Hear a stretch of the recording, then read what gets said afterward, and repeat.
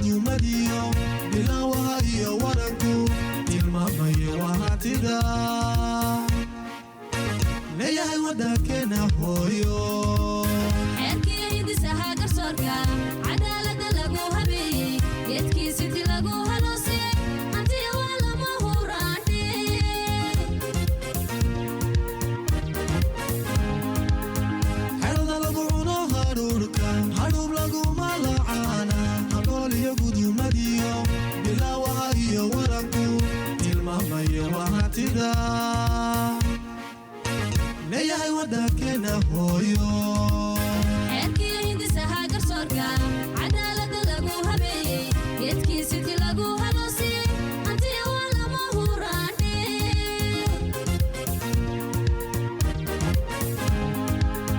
حبكي لك عسل وطلو أدوك لغا ما هلو أي ما هوتكي كو يلدي ولي بكو هبون دالحيسكا دالكنا أياكو هورنا وشوي هانتي دور كقرنكا أسبوعان الله يبي وزارة أير قليسي وحو هذا فكي وياهي حبكي لك عسل وطلو أدوك لغا ما هلو أي ما هوتكي كو يلدي ولي بكو هبون دالحيسكا دالكنا أياكو هورنا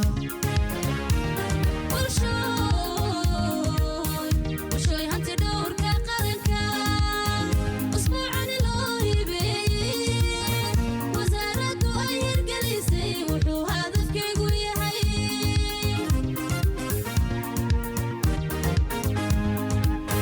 هو الوادري قلينيو وما له بيوي حتى دينون إلا شني وما له بيوي سيدا سيجي لقليو وما له بيوي تاريخ دي الله مهورانكا وما له بيوي وماشي براءة كبرى هو الوادري قلينيو وما له بيوي حتى دينون إلا شني وما له بيوي سيدا سيجي لقليو وما له بيوي تاريخ دي الله مهورانكا وما له بيوي وماشي براءة كبرى هو الوادري قلينيو وما له بيوي حتى دينون إلا شني وما له بيوي سيدا سيجي لقليو وما له بيوي تاريخ دي الله مهورانكا وما له بيوي وماشي براءة كبرى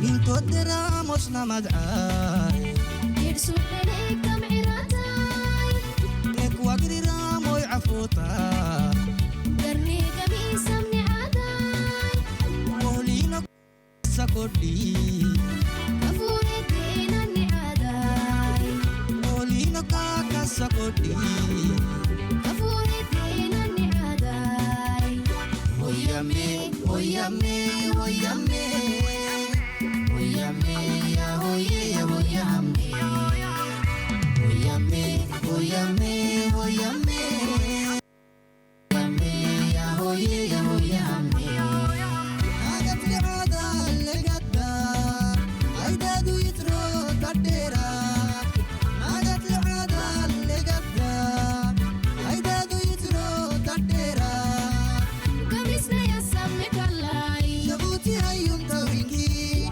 Nadri sitnai bayakalai قميصنا يسمك الله Jabuti hayun tawinki Nadri sitnai bayakalai Hoyame, hoyame, hoyame Hoyame, ya hoye, ya hoyame Hoyame, hoyame, hoyame Hoyame, ya hoye, ya hoyame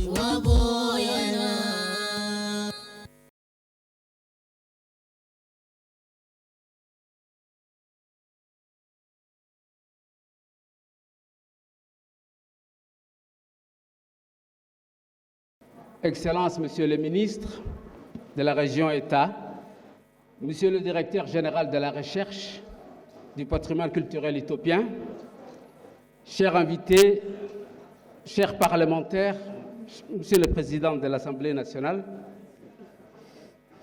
distingués intervenants et participants, au nom de l'Agence nationale pour la promotion de la culture, je vous souhaite la bienvenue à cette célébration suivie d'une conférence scientifique intitulée Patrimoine culturel, un réservoir des savoirs et des savoir-faire à explorer, organisée dans le cadre de la Semaine nationale des patrimoines, initiative de Son Excellence, Monsieur le Président de la République de Djibouti. Cette rencontre célèbre une réalisation majeure, l'inscription du HER sur la liste représentative du patrimoine culturel immatériel de l'humanité par l'UNESCO, fruit d'une collaboration régionale entre Djibouti, l'Éthiopie et la Somalie. Cet accomplissement met en lumière un élément essentiel de notre identité commune. Je tiens à remercier nos partenaires institutionnels, notamment l'UNESCO, ainsi que les chercheurs, les associations, les communautés, les professionnels présents pour cette cérémonie. Également pour leur engagement en faveur de la valorisation de notre patrimoine culturel. Cette conférence et célébration explore un thème central, les patrimoines comme ressources vivantes et levier pour un développement durable. Je vous invite à participer activement aux échanges pour nourrir une réflexion collective et poser des bases solides pour la préservation de la réinvention de notre héritage culturel. Je vous souhaite des discussions enrichissantes et de passer une excellente journée. Pour le programme de cette matinée, j'ai l'honneur d'inviter pour la première intervention, pour le discours officiel, Son Excellence Madame la ministre de la Culture et du Tourisme de la région État Somalie, Son Excellence Madame Warsan Awil Mohamed. Soyez les bienvenus.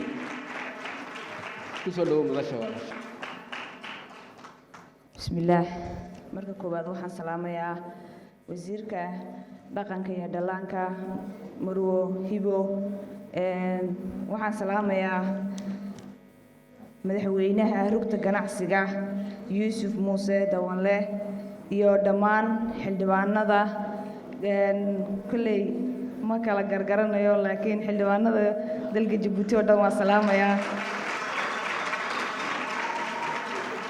Waxaan salaamayaa dhammaan aabbayaasha dhaqanka, culimaadiinka, haweenka, dhalinyarada, dhammaantood waan salaamayaa. Waxaan ku salaamayaa salaanta islaamka. Assalaamu calaykum waraxmatullaahi wabarakaatuh. Mudanayaal iyo marwooyin, anoo ku hadlaya dalka Itoobiya, afka dalka Itoobiya, gaar ahaan deegaanka Soomaalida, waxaan leeyahay bagan maanta ku soo gaadhnay madashan quruxda badan ee lagu maamuusayo xeerka Ciise oo ka qayb noqday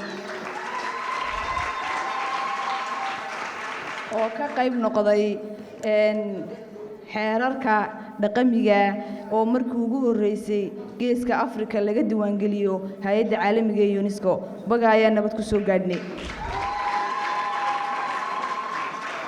Waxaan ognahay bulsho kasta waxay sharaf iyo maamuus ku leedahay dhaqankeeda iyo sharafteeda, luuqadeeda ayay horumar ku gaadhaa.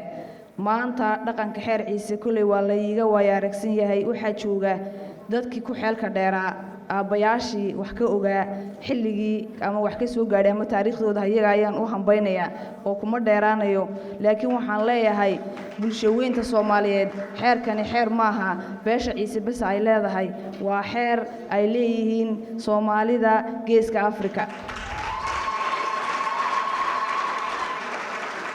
waxaan aad ugu faraxsanahay maanta anoo gabadh Soomaaliyeed ah dhalinyartii soo kacaysay inaan ka mid noqdo xeer Soomaali leedahay oo caalamka calankiisu lulmayo. waxaan leeyahay beesha Ciise waxaadna tusteen sida aad dhaqanka aad ugu leedihiin xudun weyn. waxaan bogaadinayaa dhalinyartii iyo aqoonyahankii u istaagay in ayna tusaan inaan dhaqan Soomaaliyeed maanta uu ka hirgeli karo caalamka oo dhan laga aqoonsan karo. waxaan ka mid ahaa guddidii ka qayb gashay maalinkii la ansixinayay. maalinkaas waxay noo ahayd maalin ay noo bilatay bil cusub. aad iyo aad baan ugu faraxsanahay. hadalkayga kuma dheeraanayo. waxaan u mahad celinayaa dawladda Jabuuti dhalinyarteeda aqoonyahankeeda sida quruxda badan ay noo soo dhaweeyeen sida quruxda badan ay xeerkoodii maanta ay ugu maamuusayaan madashan quruxda badan. waxaan u mahad celinayaa kale dawladihii ka soo qayb qaatay sida dawladda Jabuuti dawladda Soomaaliya iyo dawladda Itoobiya oo gacan weyn ka geystay. waxaan iloobi kareynin oo u mahad celinayaa dhalinyartii u istaagtay oo ay ka mid yihiin hay'adda City Heritage Foundation oo u kacay oo na tusay maanta inaan caalamka aan ka mid noqon karno magaca Soomaaliyeed oo caalamka gaadhay. waxaan u mahadnaqayaa aqoonyahankii ka garab siiyey ee garab istaagay waayo iyaga la'aantooda waxba uma qabsoomeen. aqoonyahankii aabbayaashii dhalinyartii garab istaagay marxalad kasta oo uu soo maray xeerkani aad iyo aad ayaa u mahadsantihiin.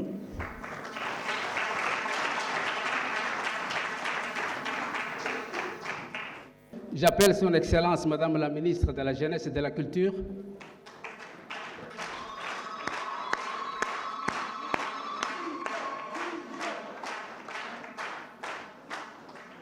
بسم الله الرحمن الرحيم والصلاة والسلام على سيدنا محمد. أنا يربان فرانسيسكو أوران سومالي أنا معكم صنعون مدام أين لتشوغان مرتبطاً وأدونك كسعتا. Excellence, Madame la Ministre de la Culture et du Tourisme de la région État Somalie de l'Éthiopie. Excellence, les deux autres ministres qui sont avec nous, le ministre de la Santé, Dr Moussa, et le ministre des Équipements, M. Idriss. Honorable député fédéral, qui est avec nous aussi à Yann, les autres honorables parlementaires djiboutiens qui sont avec nous,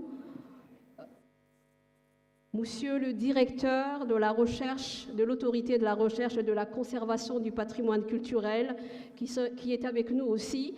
Donc il y a une représentation fédérale de l'Éthiopie, donc je vous accueille avec beaucoup de plaisir ici aussi.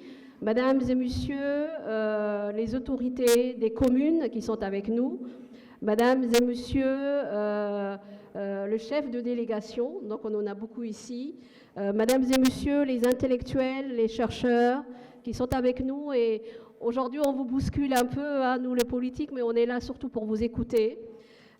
Chers jeunes, et je dirais chers artistes aussi, assalamu alaikum wa rahmatullahi wa barakatuh. C'est pour moi un immense honneur de vous accueillir à Djibouti à l'occasion de cet événement exceptionnel qui célèbre l'inscription de Khair Issa sur la liste représentative du patrimoine culturel immatériel de l'humanité. Cette reconnaissance internationale, accordée le 5 décembre dernier, est une étape majeure dans la préservation et la valorisation de notre riche héritage culturel commun. Bénéficiant d'une documentation scientifique riche, l'élément du patrimoine culturel immatériel de la Corne d'Afrique est aujourd'hui reconnu comme un bien mondial.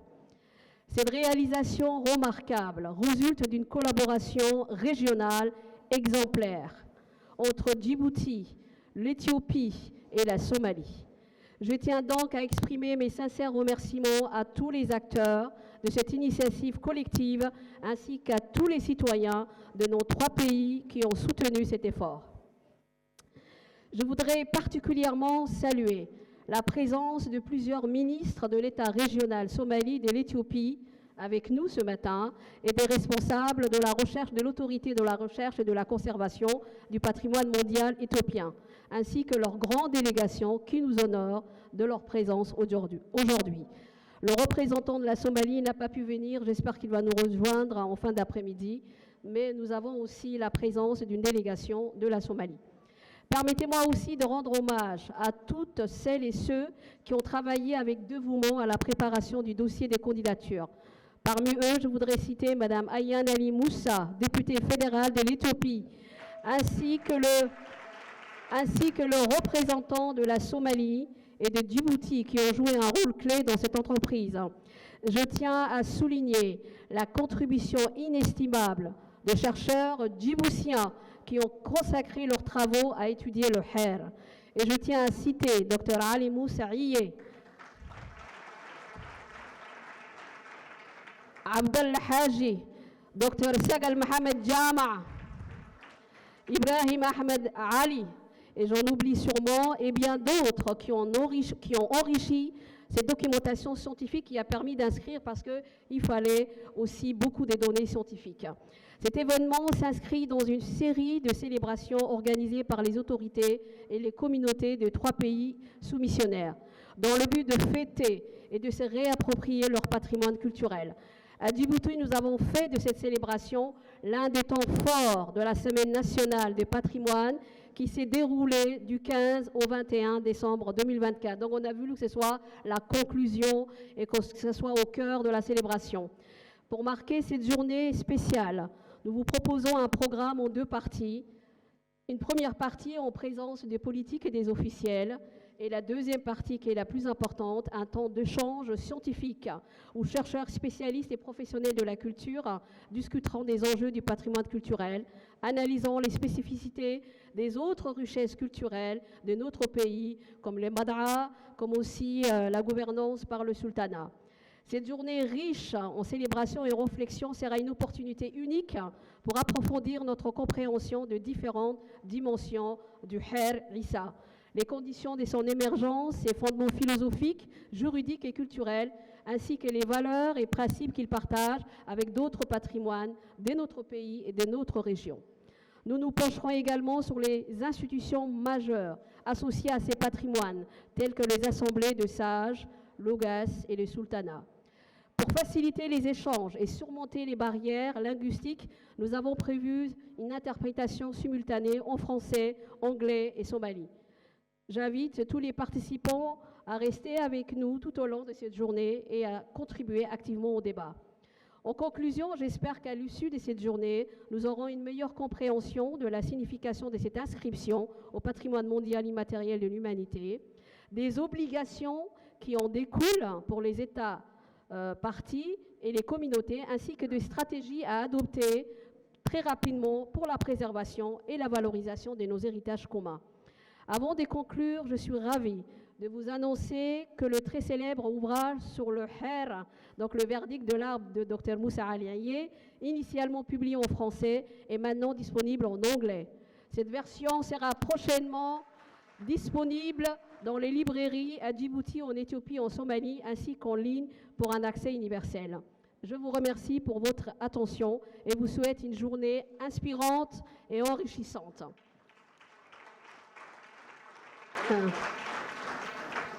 Bismillahi rahmaani rahiim. In yar baan Soomaali ku odhan, horta waxaa farxad noo ah innagoo guddidii aan ku tegnay waddanka Paraguay oo waddan dheera safarka aan galnay ilaahay unbaa garan tacabka aan la kulannay.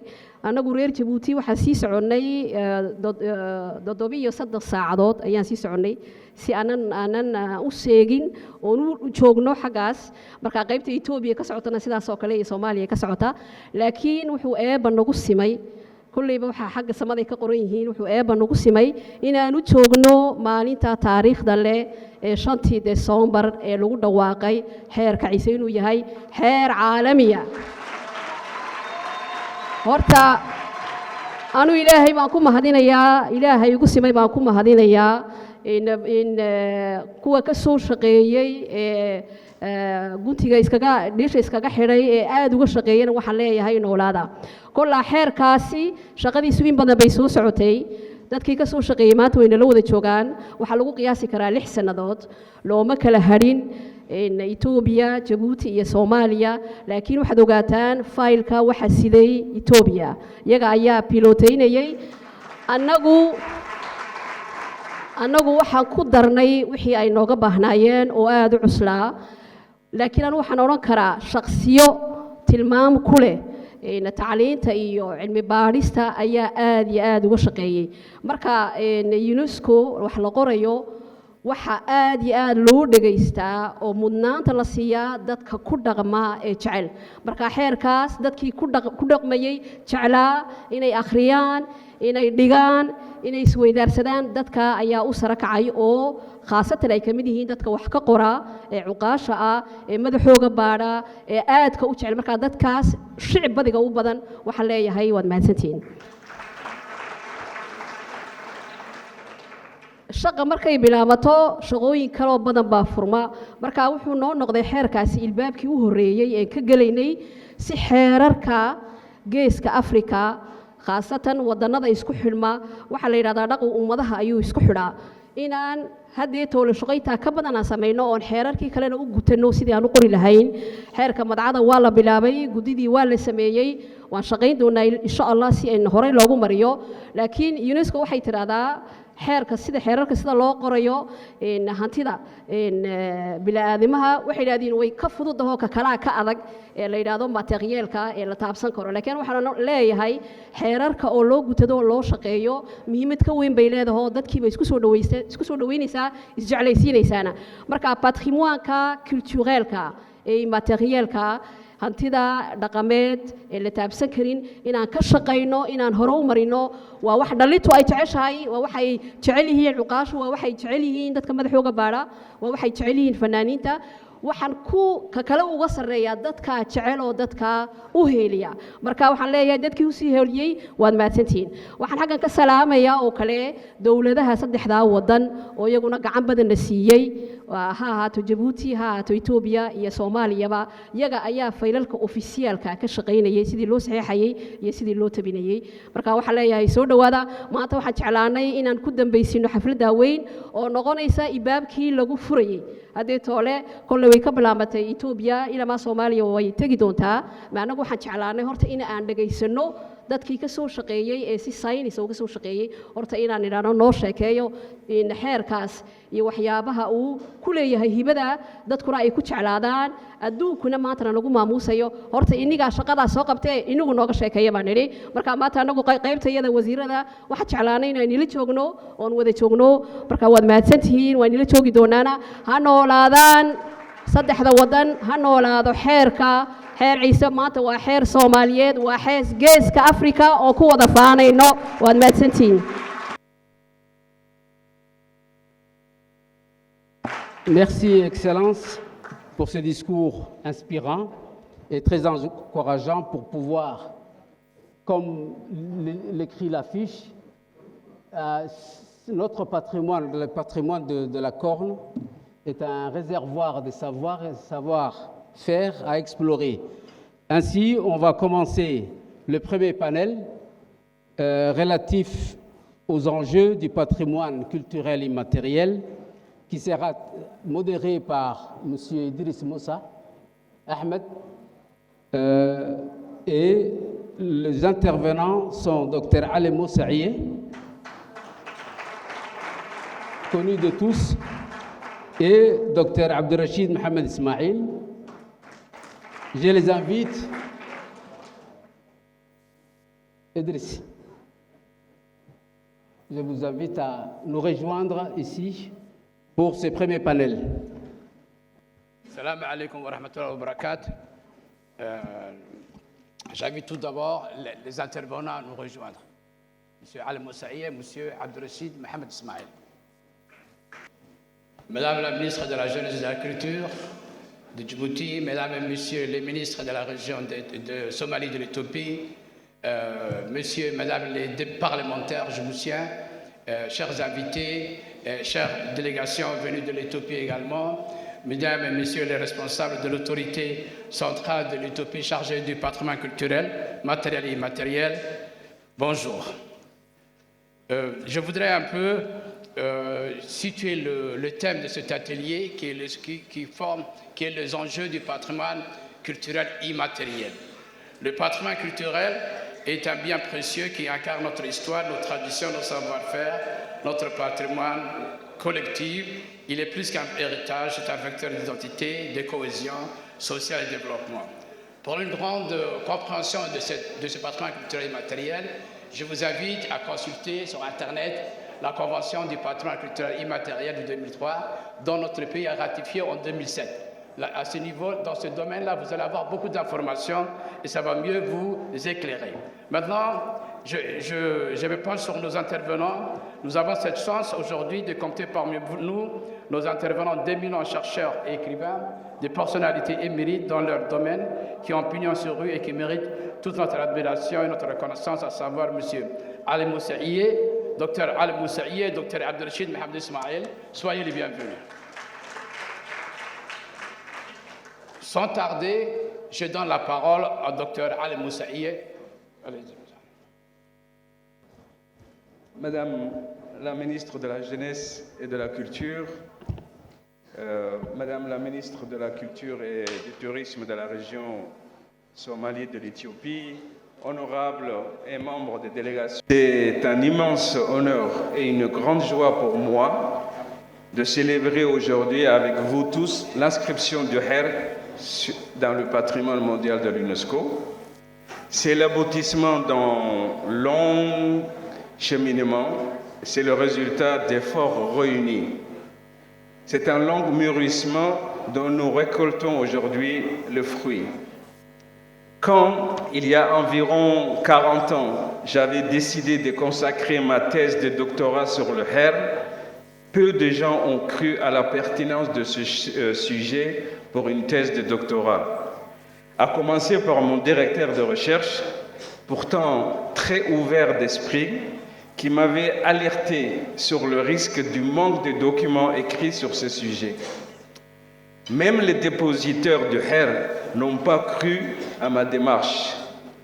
Ils se demandaient ce qu'un jeune de la ville portant le pantalon d'Abakalal, qu'est-ce qu'un d'Abakalal pouvait comprendre de cette tradition. Il est vrai que j'étais jeune, j'avais tous mes cheveux et ma barbe n'était pas blanche comme maintenant. Il est vrai aussi qu'au début, je ne comprenais pas grand-chose à leur jargon juridique et politique très différent de ce que j'avais appris à l'université. Mais très vite, j'ai saisi la profondeur philosophique, juridique et politique du Her, qui remettait en question des concepts et des paradigmes clés que l'on nous présentait comme universels. J'ai été frappé par l'argumentation et l'articulation théorique, conceptuelle que les détenteurs du Her avançaient pour répondre à mes questions de chercheur. Progressivement, le doctorat rempli de certitudes scientifiques que j'étais était devenu un élève et même un disciple de ces hommes de connaissances et d'expérience que j'ai eu la chance et le privilège de fréquenter pendant plus de 5 ans. Ces rencontres ont profondément et durablement changé ma vision du monde, ma vision de la connaissance, ma vision du développement, du progrès et bien sûr et surtout ma vision de ma culture et de ma propre identité. Le fait de savoir que mes ancêtres ont pensé un système holistique de droit et de philosophie politique bien avant le fameux siècle de Lumière dont on nous rebattait les oreilles durant l'école coloniale m'avait ouvert les yeux. C'est pourquoi je considère qu'il est tout à fait naturel aujourd'hui que le Her Issa soit inscrit dans le patrimoine mondial. En fait, il aurait dû l'être bien longtemps, depuis que l'UNESCO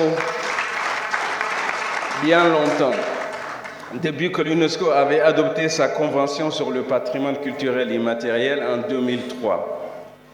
Cette intime conviction m'a toujours habité, Parce que pour moi, le HER introduit des conceptions des droits humains, de la gouvernance et du vivre ensemble qui élargissent la notion même d'universalité que les Occidentaux ont voulu monopoliser.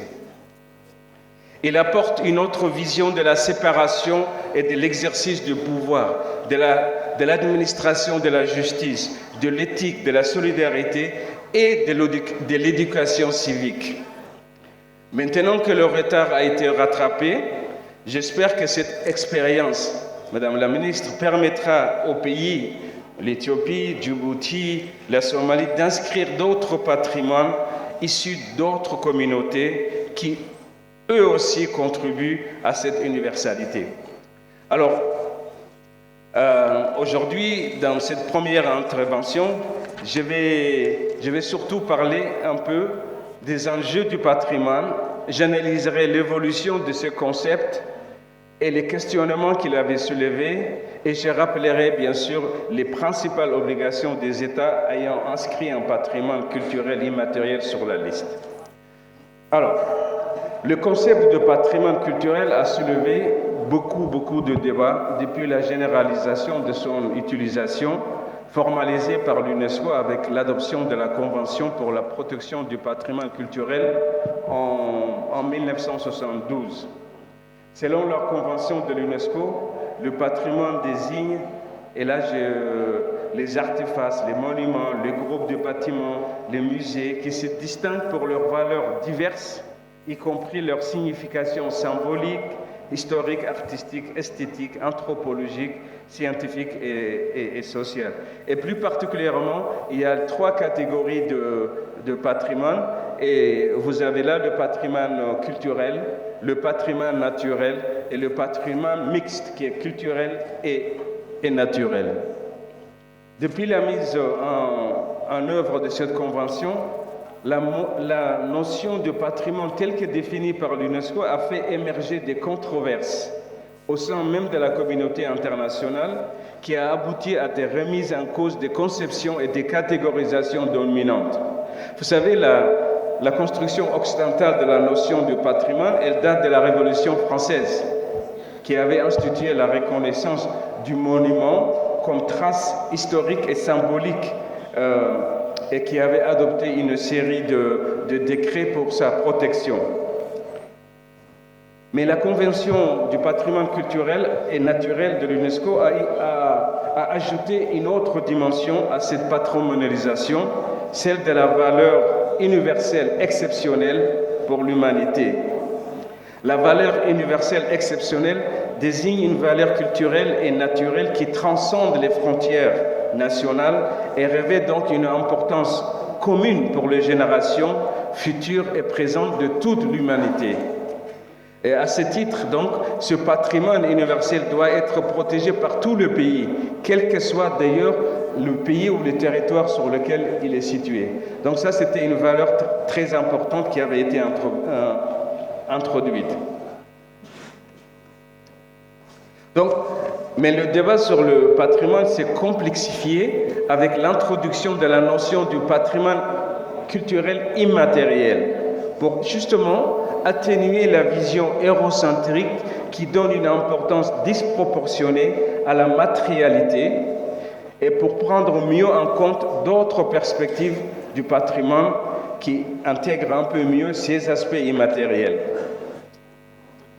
Donc c'est en réponse à tous ces débats que l'UNESCO a adopté la Convention du patrimoine culturel immatériel en 2003. Et là, donc, elle comprend, et donc vous avez sur le PowerPoint les différentes composantes de ce patrimoine.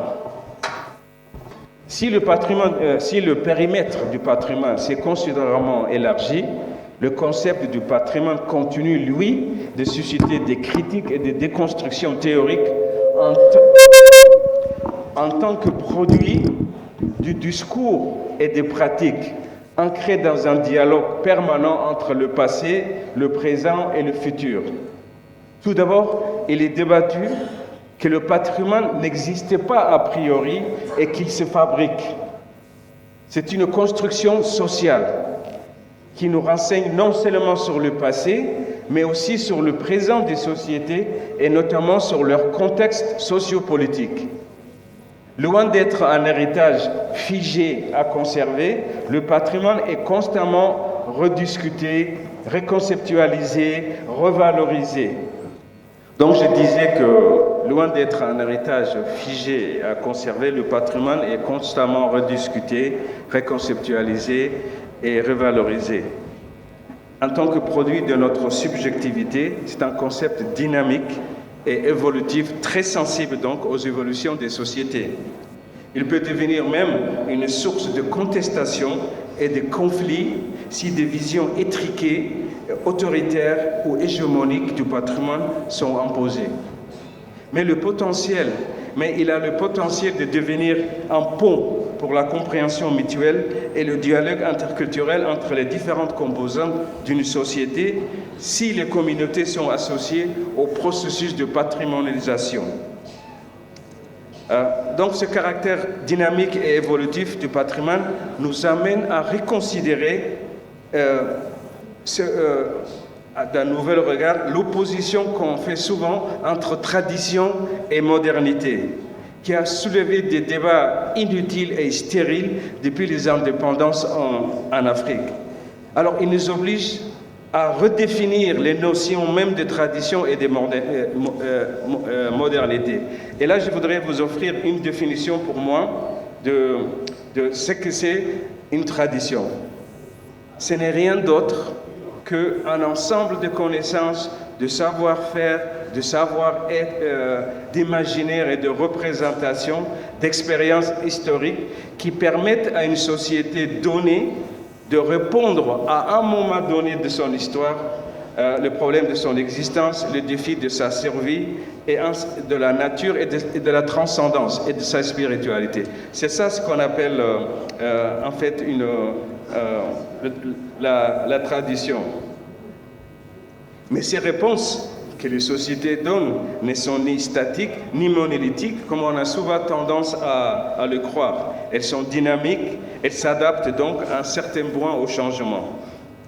Donc, mais la modernité doit venir de l'intérieur d'une société pour répondre à ces nouveaux défis. Mais il se trouve que la modernité a fait irruption aussi dans une société sous la pression d'une influence extérieure et souvent sous forme de domination culturelle. Et c'est ce qui est arrivé avec la colonisation. C'est que l'Afrique, sans discontinuité, a connu l'esclavage, la colonisation et le néocolonialisme, n'a pas eu le temps de produire en son sein ses propres vecteurs et facteurs de modernité. Donc, par conséquent, la modernité que nous avons reçue est une modernité qui a émergé et qui est liée à la colonialité. Donc, c'est pour ça qu'aujourd'hui, il est très important de déconstruire de manière sémantique les termes qu'on utilise. Les termes, par exemple, de traditionnel, de indigène, tout ça doit désormais, je pense, être remis et ne plus utilisé, même quand on parle de nos valeurs. Et là, je voudrais vous...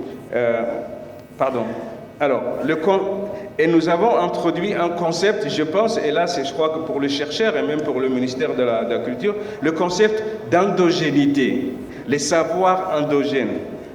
Ce concept est très important parce qu'il nous permet d'abord de prendre en compte la dynamique interne d'évolution de chaque savoir et l'historicité de ces traditions. Il nous permet de dépasser l'opposition entre tradition et modernité. Il nous permet de comprendre, et là je voudrais vraiment le dire, tout ce qui est ancien n'est pas nécessairement dépassé, et tout ce qui est nouveau n'est pas forcément synonyme de progrès et d'amélioration. Je crois que c'est important d'intégrer cela. Alors, au niveau du patrimoine, depuis les années 90, il y a eu dans le monde, et notamment en Occident, des chercheurs qui ont ce qu'on a appelé une inflation patrimoniale. C'est-à-dire, partout, il y a eu des programmes d'études, de recherche sur le patrimoine. Et dans les années 2000, il y a même eu un immense champ de recherche qu'on appelle les études critiques du patrimoine. Et ce regard critique ont mis en relief les usages politiques du patrimoine pour promouvoir les nationalismes, les impérialismes, les élitismes culturels fondés sur l'exclusion sociale, raciale ou ethnique. Ces études-là ont montré que souvent, beaucoup de pays utilisent le patrimoine dans cette optique d'exclusion. Et l'une des innovations de ce courant est d'intégrer justement toute la recherche des sciences sociales et humaines sur la production du discours. Si le patrimoine est la plupart du temps muet, les discours sur l'essence même, les discours sont l'essence même du patrimoine. En effet, toute mise en patrimoine est précédée et accompagnée d'un discours sur l'objet. C'est le discours sur le patrimoine qui fait le patrimoine. Et puisqu'il est fabriqué par des discours, le patrimoine est avant tout une question de récit. Et plus particulièrement, le résultat d'un dialogue entre les discours autorisés des États et le discours dissonant ou contestataire des communautés. Et aujourd'hui, l'existence d'une pluralité des discours et des pratiques est de plus en plus reconnue, de plus en plus prise en compte, car elle atteste de la multiplicité des visions ontologiques, culturelles, sociopolitiques que peut incarner le patrimoine. Donc, alors,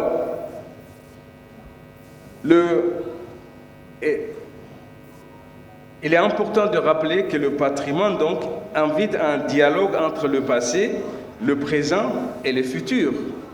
Il est d'abord un moyen de constituer une mémoire collective dans la société.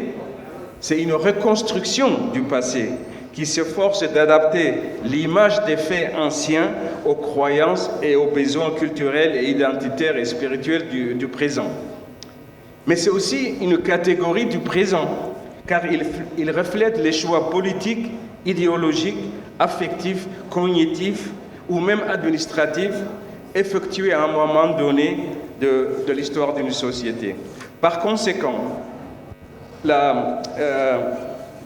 le patrimoine, c'est aussi un outil pour envisager et penser le futur d'une société, car l'acte de patrimonialisation porte en lui-même non seulement l'idée de transmission, mais aussi la formulation d'un projet collectif pour l'avenir.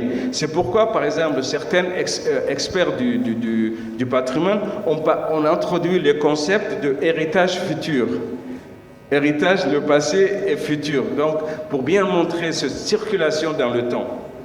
Alors, pour terminer, je voudrais juste ici rappeler les obligations, quelques obligations qu'implique pour Djibouti, l'Éthiopie, la Somalie, le fait d'avoir inscrit le Her Issa sur le patrimoine mondial. Et j'en ai retenu que 8. La première, c'est encourager des études scientifiques et techniques et artistiques, ainsi que des méthodologies de recherche pour une sauvegarde efficace du matériel. Le deuxième, adopter les mesures juridiques, techniques, administratives et financières appropriées pour favoriser la création et le renforcement d'institutions de formation à la gestion du patrimoine culturel et matériel. Troisième, c'est de garantir l'accès au patrimoine culturel en respectant les pratiques coutumières qui régissent l'accès de ces aspects. Pardon. Donc là, je vous laisse lire pour gagner du temps. Donc il y a vraiment des obligations pour les États membres que normalement ils doivent, de inscription d'un patrimoine, commencer à mettre en place, et les institutions, et les recherches, et le savoir-faire, et bien sûr les capacités pour pouvoir préserver ce patrimoine. Voilà, je crois que c'est ce que je voulais dire aujourd'hui sur le patrimoine. Et je vous remercie de votre attention. Merci, Dr. Alim Saïe. pour les différentes définitions du concept de patrimoine que vous venez de nous faire partager. Merci également pour cette liste de recommandations que vous avez formulées à l'endroit de tout pays, de tout État partie de la Convention, pas seulement du tout État partie de la Convention a des obligations. C'est bien, ça figure bien dans la Convention du patrimoine culturel immatériel de 2003. Maintenant, j'invite le Dr Abdelrachid Mohamed Ismail à bien vouloir également nous partager son savoir, sa conception du patrimoine. Mesdames et messieurs, nous sommes heureux de célébrer aujourd'hui l'inscription de Khair Issa, alhamdulillah rabbil alamin. Comme avait dit son Excellence Madame la Ministre de la Jeunesse et de la Culture, cette année, nous allons également entamer le processus d'inscription de Mad'a. Et c'est un engagement qui s'est tenu au plus haut niveau de l'UNESCO, comme Madame la Ministre a rencontré le directeur général adjoint de l'UNESCO à Asuncion. Et c'est une démarche nouvelle que nous allons entreprendre, Inch'Allah, en attendant l'arrivée du Dr Abdelrachid. Excellences, Madame la Ministre de la Culture et de la Jeunesse, Excellences, Mesdames et Messieurs les ministres de l'État somali, Mesdames et Messieurs les parlementaires, les hauts cadres de l'État, Madame la représentante de l'UNESCO, chers collègues, chers invités, chers étudiants, assalamu alaikum wa rahmatullahi wa barakatuh. Notre panel s'intitule « Les enjeux du patrimoine immatériel ». Pour parler de l'enjeu, il est nécessaire de comprendre l'intérêt, l'importance, la nature du patrimoine. Et donc je vais essayer de partager avec vous quelques idées dans l'axe central est le droit coutumier qui vient d'être inscrit au patrimoine de l'humanité, en l'occurrence le Khair Issa, qui en raison même de cette inscription au patrimoine humain, transcende son ancrage communautaire, historique, pour acquérir une dimension universelle, devenant par là un bien collectif, un patrimoine commun à l'humanité. Nous pouvons être fiers de cette contribution majeure à la créativité humaine. En tant qu'Issa, en tant que Somali, en tant que Djiboutien, en tant qu'Africain. Cependant, mon objectif ici est de souligner l'universalité, la modernité pour commencer, l'universalité, et surtout l'avant-gardisme de ce droit fondateur, de ce contrat social exceptionnel. Un jour, j'ai vu un jeune garçon de 12 ans renvoyé à Djibouti pour un Daran Alis, un retour à la culture. À partir de cet instant, cet épisode m'a conduit à m'interroger sur ce qu'était la culture. Et j'ai alors réalisé que ma propre définition de la culture, perçue comme un ensemble de pratiques, de produits, de comportements, d'artefacts, eh bien, entrait de manière flagrante en contradiction par rapport à ce que j'étais, par rapport à ma vie d'aujourd'hui de citadin, par rapport à votre vie de citadins et de citadines. Parce que bon nombre de ces pratiques, de ces produits, de ces croyances, de ce comportement, eh bien, ne font partie de nos vies que comme des objets folkloriques, anachroniques parfois. Les objets d'identification des témoignages dont on a perdu la racine, enfin la signification. Donc à partir d'un point de vue construit sur cette recherche de la culture, j'ai regardé la faillite de l'État somali. Et j'ai constaté, avec effroi, que le même problème s'est posé à cet État qu'à cet enfant à qui ses parents pensaient, dont les parents pensaient qu'il avait abandonné la culture, sa culture. Un moment critique pour cet enfant ou pour cet État, où il aurait fallu s'enraciner sur un terrain, une histoire, un soyal, comme dit en Somalie, un moment où il aurait fallu innover une organisation, on a voulu s'appliquer à un greffon idéologique venu d'ailleurs. Et les greffons n'ont pas pris et les greffons ne prennent pas. L'État n'a pas failli à cause du tribalisme. L'État somali, je parle, n'a pas failli à cause du tribalisme, de la corruption, du népotisme, de l'injustice, etc., comme on écrit souvent, mais du tabula rasa, qu'on a fait des institutions qui ont façonné, organisé, gouverné, pendant des siècles, sinon des millénaires, les habitants de cette région, du moins les Somalis. Une jeunesse bien intentionnée, mais insuffisamment informée de l'écologie des États, de la complexité de l'anthropologie somalie, ont pris le règne du pouvoir et ont fait ce qu'ils ont pu faire. Ensemble, les Somalis du XXe siècle et du XXIe siècle n'ont pas fait jusqu'à présent le travail que les fondateurs du HER ont réalisé il y a 5 siècles environ, dans des circonstances historiques similaires. C'est dans cette pérégrination sur la culture que j'ai découvert et redécouvert le HER, qui est peut-être la première constitution républicaine formelle en terre somalie. Voici quelques traits qui sans doute ont hissé le HER Issa au rang d'un patrimoine humain. Tout d'abord, sa modernité. Le premier trait qui montre sa modernité, c'est son caractère républicain. Le HER est une constitution républicaine avant l'heure, établie pendant que la plupart des pays dans le monde étaient sous des monarchies absolutistes ou tyranniques, des autocraties. Il s'est établi à la suite d'une récomposition ethnique et tribale liée à des événements sociopolitiques historiques. Suite à cette récomposition, une loi, ou plus précisément les bases d'une constitution républicaine, où tous les membres de la nouvelle unité avaient le même droit et devoir, a été établie.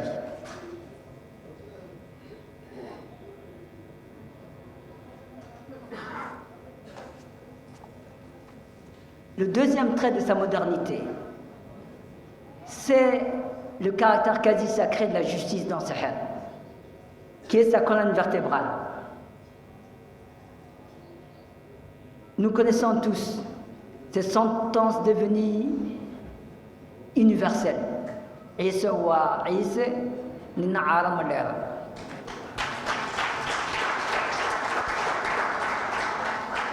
Établi il y a maintenant 500 ans. Eh bien, pour arriver à cette décision, il a fallu un travail de réflexion et de resegmentation de la classification originelle des tribus Issa, qui a donné naissance à cette nouvelle segmentation des Abgal et des Dalol. Pour voir le caractère révolutionnaire véritablement de cette décision, il faut se rendre compte que 5 siècles plus tard, des décideurs politiques réunis à Arta, il y a en 2020, dans une situation comparable, une situation régionale et politique comparable que celle des fondateurs du HER, ont fondé leur constitution sur un principe purement tribal et asymétrique qu'on appelle désormais les 4.5. C'est-à-dire que jusqu'à présent, on n'avait pas compris que Somali wa Somali nina sul malera.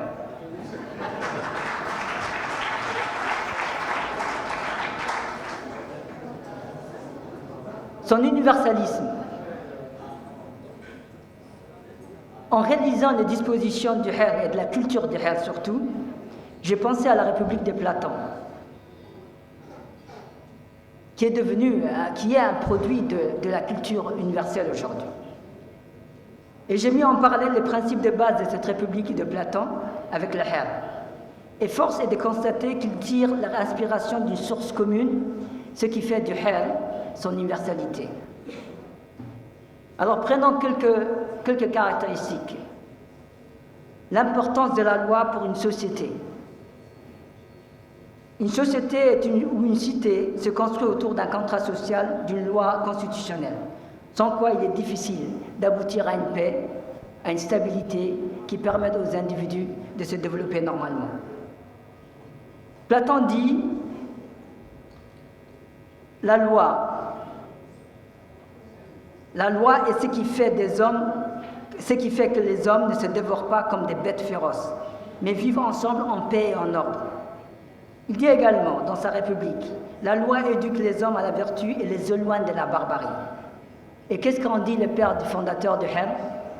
Bien, Her la'an wa al-huluba.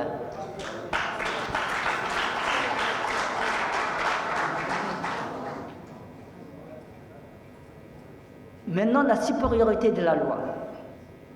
Nul n'est supérieur à la loi, même le roi. Xeerku waa kaa sareeyaaye lagama sareeyo.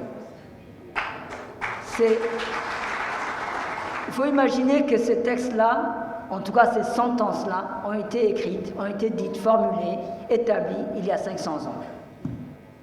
Donc, c'est ce que disait Dr Ali tout à l'heure par rapport à nos savoirs endogènes et l'importance qu'ils représentent, eh bien on peut le voir à travers ces rappels. La Constitution française, sur laquelle j'ai jeté un œil, en tout cas celle qui est citée souvent comme l'origine de la Déclaration des droits de l'homme et des citoyens, dit ceci par rapport à la supériorité de la loi. Il n'y a point en France d'autorité supérieure à celle de la loi. La loi règne que par elle, et ce n'est qu'au nom de la loi qu'il peut exiger l'obéissance. Et savoir que le Ougaz du Her n'exige même pas l'obéissance. C'est-à-dire que c'est un degré supérieur par rapport au contrôle des pouvoirs.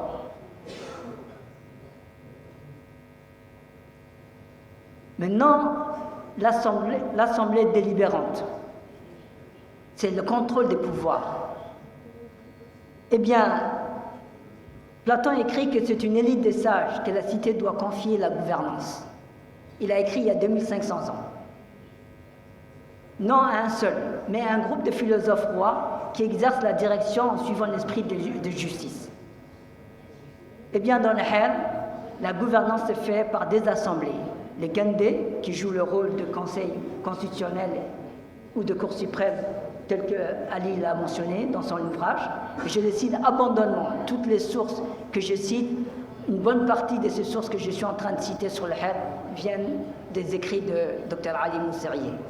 Bien sûr, et des autres collègues que la ministre avait cités, Abdallah Haji Ousmane, Ibrahim Ahmed Ali et également Dr Sagal Mohamed Jama.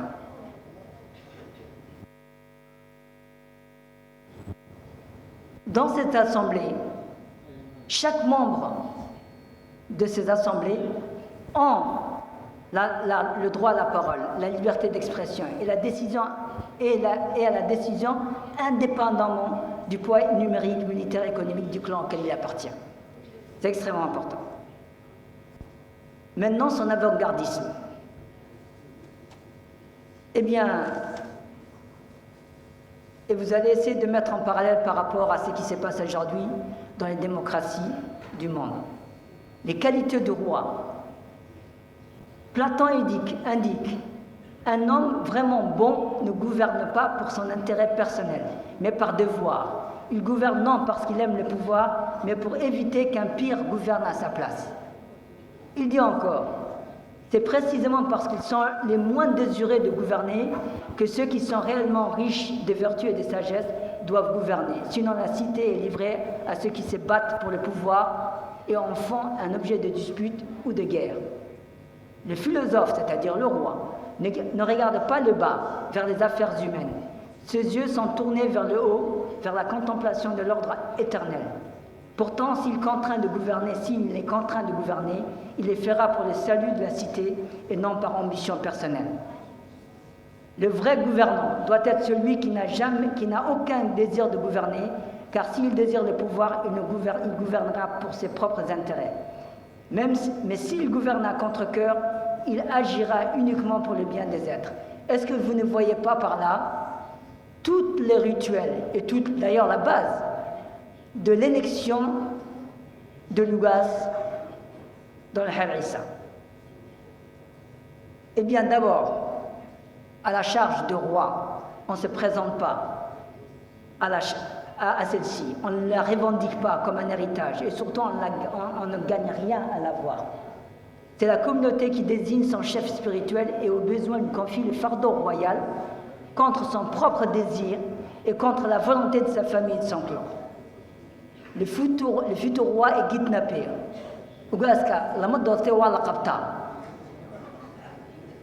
Justement parce qu'il fuit, il comprend l'importance, la charge de ce pouvoir, de cette responsabilité. Un élément important, le pouvoir de Lougas ne vient ni de sa puissance militaire ou économique et de son clan, elle tient même de son manque de pouvoir militaire, économique et politique. Lougas n'exerce aucun pouvoir temporel, ne dispose d'aucune force de coercition pour imposer sa volonté. Lougas règne mais ne gouverne pas.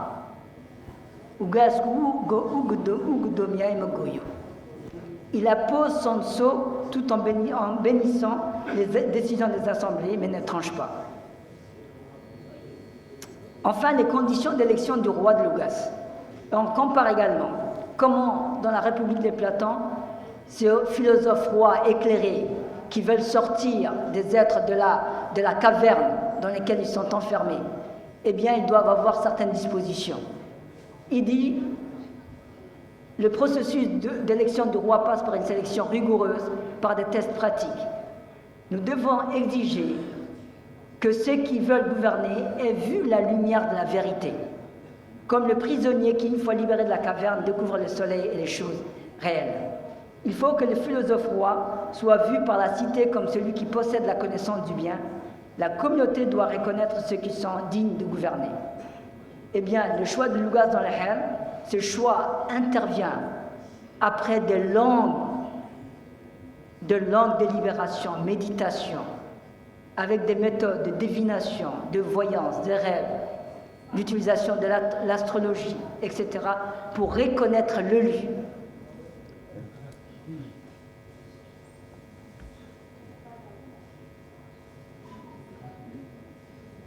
Eh bien, si on compare la démocratie athénienne, dont Platon fait une critique sévère, et la démocratie établie par le Khair Issa, eh bien, on peut voir aujourd'hui le décalage qu'il y a entre ces deux systèmes.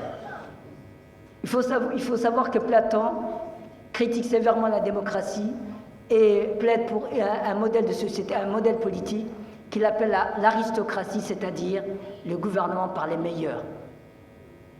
Il dit, dans la démocratie, la liberté règne, et cette liberté est vécue comme la possibilité de tout faire.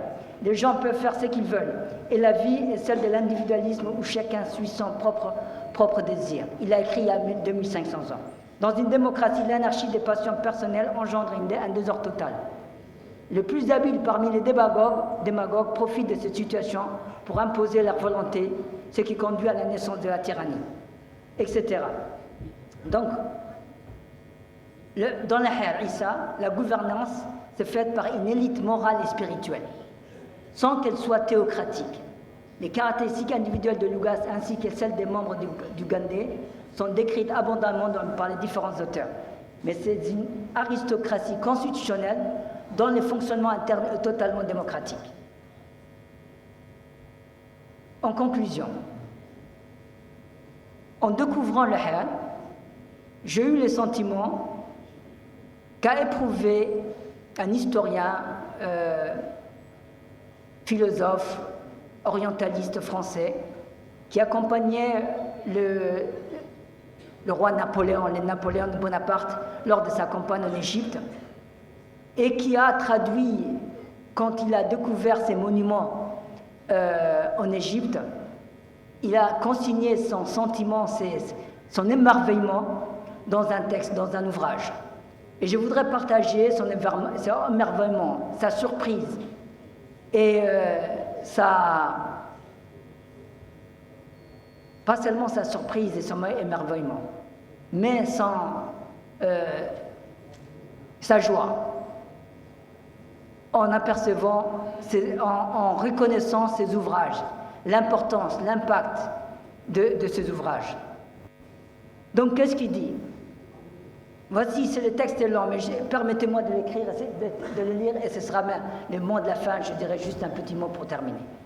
Quand je me trouvais dans ces solitudes, sous des colosses de pierre, et chaque mot est important, sous des colosses de pierre, que je levais les yeux sur ces pyramides, ces temples, ces obélisques, ces sphinx, ces statues gigantesques, ces hiéroglyphes profondément gravés, je me demandais d'abord quel peuple avait pu être capable d'élever de telles merveilles.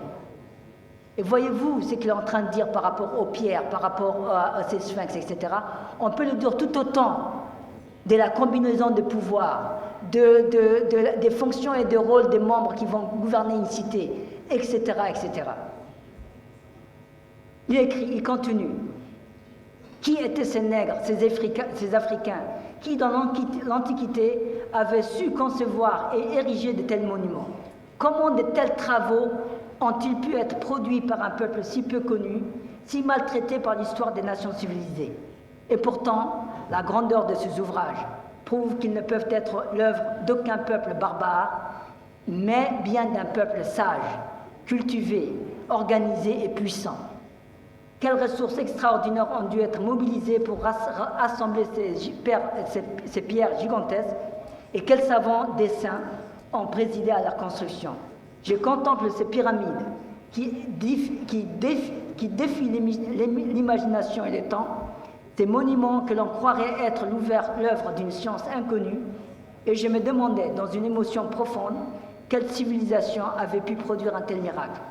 Les nègres de l'Afrique, ce peuple réputé inférieur par les préjugés des nations européennes, avaient donc été capables de créer des œuvres d'une telle envergure. Cela n'a-t-il pas suffi pour renverser le jugement hâtif et absurde des Européens qui prétendent que les peuples d'Afrique sont condamnés à l'ignorance et à la barbarie? Il fallait, pour juger ces monuments, se défaire de toutes les idées reçues, oublier les préjugés qui dévalorisent sans cesse ces peuples, et contempler l'Égypte, pas seulement l'Égypte, nos contrées, et ce qu'ils contiennent comme ressources et patrimoine, sous son vrai jour, celui d'un foyer antique de civilisation, d'un peuple qui, dans un passé lointain, fut à la tête du monde pour l'art et la science et la sagesse. Voilà, donc je voulais terminer avec ces quelques mots. Si vous permettez juste un mot. Si la présentation même fait partie des enjeux, dans cette présentation, je n'ai puisé mes sources que dans les écrits et les publications des Djiboutiens, en tout cas des écrivains locaux. Et ça, c'est la véritable révolution.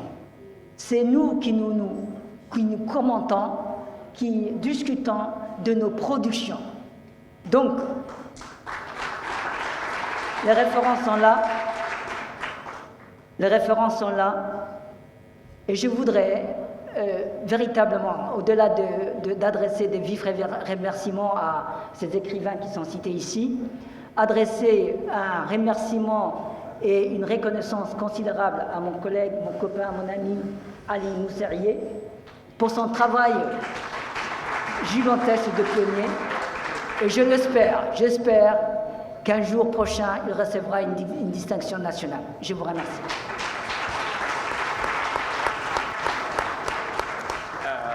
Merci, Dr Abdelrachid Mohamed Ismail. Merci, Dr Ali Moussaïe.